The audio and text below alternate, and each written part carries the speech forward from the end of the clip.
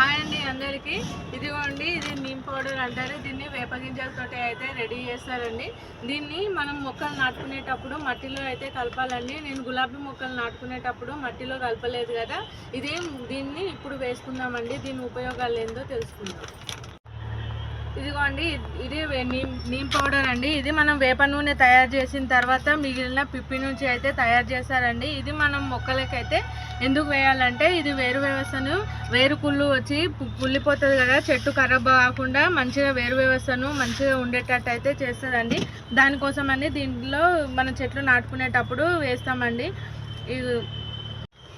ఇదిగోండి, ఎక్కువ అయితే గులాబీ మొక్కల్లో వేరు పురుగు తగులుతుందండి. ఫంగల్ ఇన్ఫెక్షన్స్ ఎక్కువగా వస్తాయి అన్నమాట. మొక్కలు హెల్తీగా ఎదగాలంటే మనం వేపపిండి అయితే వేసుకోవాలండి. అది కాయగూర చెట్లు కానీ, మనము పూల మొక్కలు కానీ, పండ్ల మొక్కలు కానీ ఏవైనా వేసుకోవాలండి.